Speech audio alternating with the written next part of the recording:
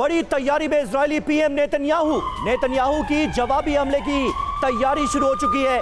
विदेशी नेताओं के फोन रिसीव नहीं कर रहे हैं बेंजामिन नेतन्याहू। क्या करने वाले हैं? नेतन्याहू की विदेशी दबाव से बचने की कोशिश सीधे तौर पर नजर आती है।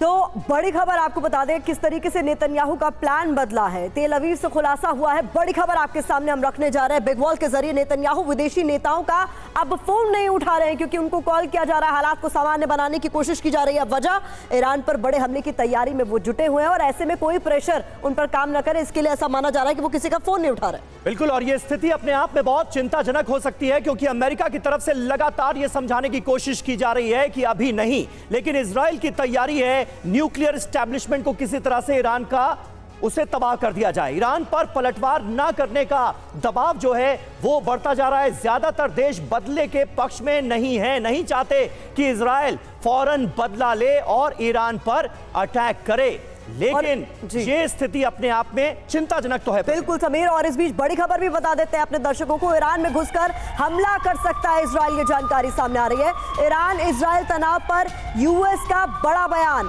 आखिरी फैसला इजराइल पर छोड़ा, ये अमेरिका की ओर से कहा गया है। हम आगे युद्ध नहीं चाहते हैं, अमेरिका की तरफ से ये बड़ी बात कही गई है। ईरान में घुसकर हमला कर सकता है इजराइल। ऐसे में ईरान इजराइल तनाव पर अमेरिका का बड़ा बयान सामने आ गया है कि हमने आखिरी फैसला इजराइल पर छोड़ दिया है, हम नहीं चाहते कि ये युद्ध आगे बढ़े।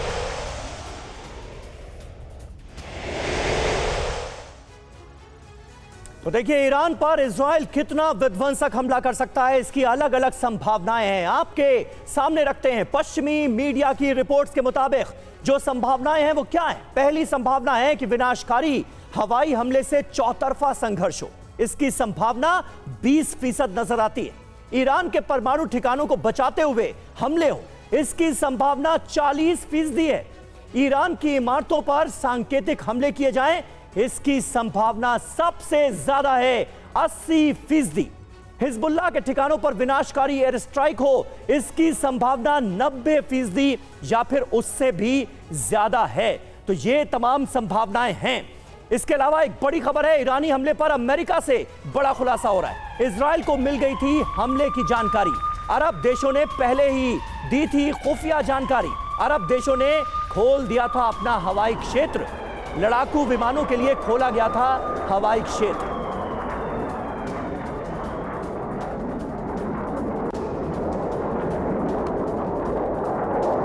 तो देखिए, जो जानकारी आपके सामने हम रखने जा रहे हैं वो बहुत महत्वपूर्ण है। बता दें कि इजराइल को हमले की जानकारी मिल चुकी थी, ऐसी जानकारी सामने आई है। तो बिग वॉल के जरिए आपके सामने पूरी डिटेल हम रखने जा रहे हैं, किस तरीके से ये जानकारी सामने आई है। द वॉल स्ट्रीट जर्नल के हवाले से बड़ी खबर कि इजराइल को पहले ही हमले की जानकारी मिल चुकी थी। जानकारी ये कि यूएई और सऊदी अरब ने खुफिया रिपोर्ट दी थी।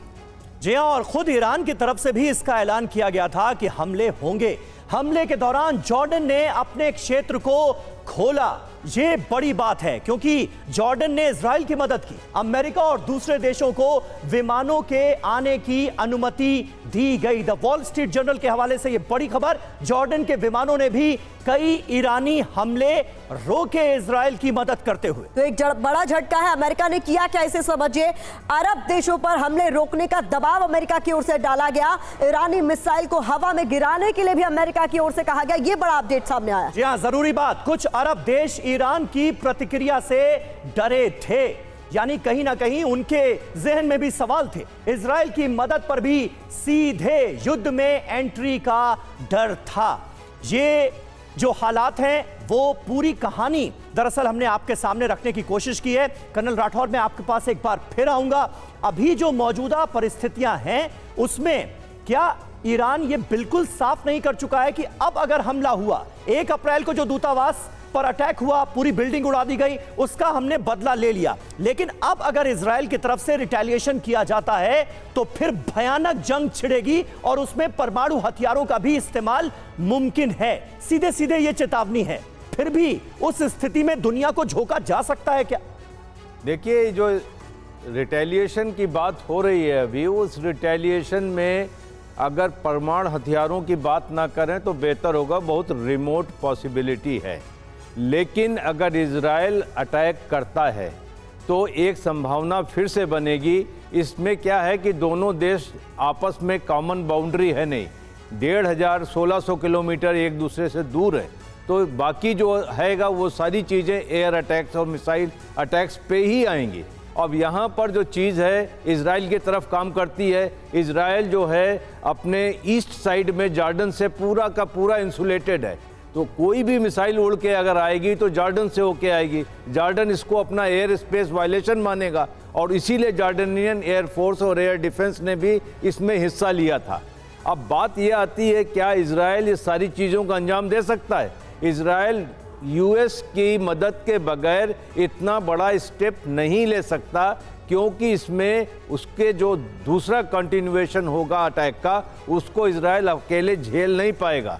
मुझे जो आपने शुरुआत में कुछ विजुअल्स दिखाए थे कि गैलिल में वो एक्सरसाइज कर रहे हैं, मुझे लगता है कि हो सकता है साउथ लेबनान या सीरिया में कोई लैंड अटैक की तो नहीं तैयारी चल रही है, जिसके आप एक्सरसाइज के विजुअल्स दिखा रहे थे। ईरान के साथ सिर्फ और सिर्फ एयर अटैक्स और मिसाइल अटैक्स की ही बात हो सकती है और ये पेंडिंग होगी, क्योंकि इसमें राठौर साहब बहुत इंपॉर्टेंट बात आपने कही।